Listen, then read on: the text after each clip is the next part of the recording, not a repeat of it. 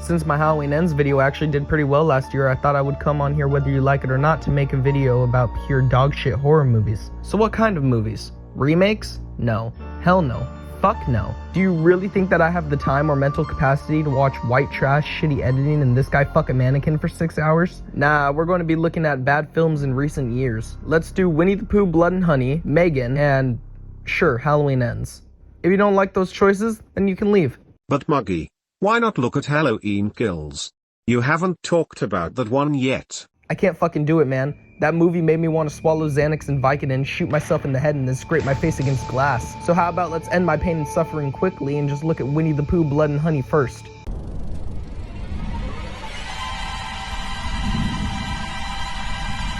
Fuck me, have I dreaded talking about this film for the longest time. Fun fact, I actually had a review planned. I recorded this before meeting up with my ex-girlfriend and watched the film.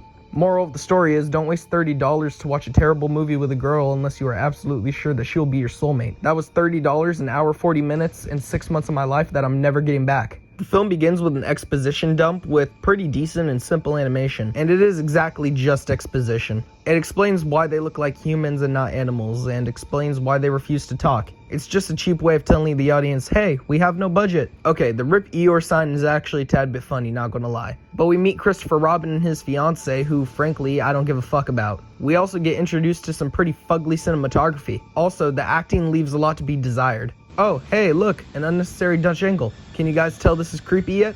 Also, we stay on this shot of the house for way too fucking long. Like, way too fucking long. Also, why is Christopher Robin all ready to find Pooh one minute and make sure that they're chill, but then the next he's hiding from him? Keep in mind, this is before he knows that they're feral. Right now, Chris still thinks that these are his buddy old pals from when he was like 6. Also, why the fuck do they hide until it's pitch black out? That doesn't make any fucking sense. What the actual fuck? Piglet kills Christopher Robin's fiancée and then Pooh shows up for some fun, but he looks like shit. In fact, they both look like shit. I bet the mask that they used for Winnie the Pooh was literally one that they just bought off of Amazon. Then they burned Christopher Robin. But not really, because he comes back out of nowhere later to ram a truck into Pooh in literally the only enjoyable scene from the film. So what did this teach us? If your opening scene is so shit that James from Dead Meat won't even yell title card, then you clearly did something wrong. I literally got nothing else to say about this film. Fuck this movie. I'm so happy it came out on one of the worst days of my life. I'm glad I left the theater for most of the movie pretending to get concessions or take a shit. Honestly, the argument I had with my ex later that night was funnier than the fucking movie itself. Oh boy. Megan. I've been dreading even watching this movie because a CGI painted person doing TikTok dances and skinwalker running just doesn't appeal to me. If I wanted to see all of that, I would just go over to Gavin Hill's house. So how long does the opening scene of Megan last? Do we get any fun setup for the villain or any horror movie goofiness whatsoever? Nope. The scene lasts roughly 3 minutes and 55 seconds. That sucks. We get a fake ad about a talking robot that isn't Megan, and then we follow a family in a car for about a minute or less before. What the actual fuck? Nothing fun happens. Nothing about this opening scene makes me smile or appeals to me. It just confuses me, and I can't believe that it was that short. Somehow the opening scene to fucking Modern Kids feels longer than that, and the pacing in that movie and the movie as a whole fucking sucks.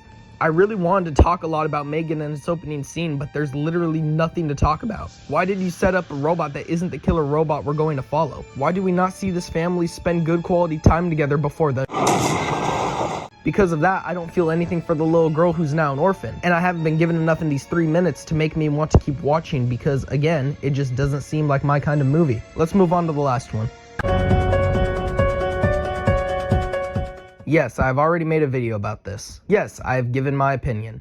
Opinions can change though, right? Well, yes, they can. But as I rewatched Halloween Ends in my video that I made on this film, I've decided that my opinion did not change and everything I said before still stands.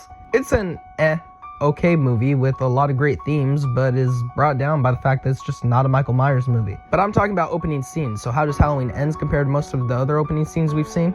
Pretty good. I actually really love the retro feel. If there's anything that I can take away from the last 2 Halloween films, it's that they did such a good job with making it feel like the vibe of the 1978 classic. We get introduced to the secret main character of the film that the marketing knew we wouldn't give a shit about, named Corey. But what brings this opening scene down is the lack of Michael Myers. This is Halloween Ends. This is the end of the Laurie Strode saga. This is supposed to be the final fight between Michael and Laurie, a fight that started in 78. So why are we spending all of our time in this opening saying up the fact that this poor dude accidentally killed this punk-ass kid? But other than that, I really don't have much to say. I don't really have much to bag on here. It's a pretty solid opening, but it's not a Michael Myers movie. I'm not going to dwell too heavy on this film because, again, I already made a whole video about it.